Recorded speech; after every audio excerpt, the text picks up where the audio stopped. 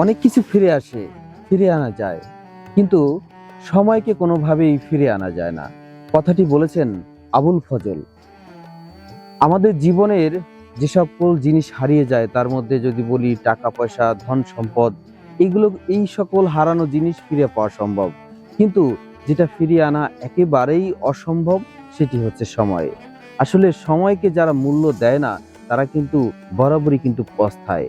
কারণ সময় একবার, যেহেতু আমরা জানি যে সময় এবং স্রোত কারোর জন্যই কিন্তু অপেক্ষা করে না।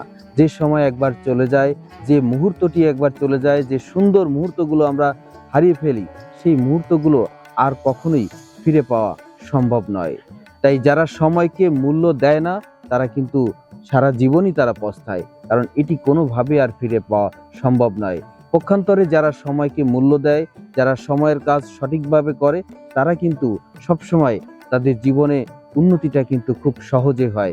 কারণ সময়কে গুরুত্ব দিলেই কিন্তু উন্নতি হওয়া সম্ভব, এবং সময়কে মূল্য দিলেই সবকিছুই কিন্তু সঠিকভাবেই হতে পারে।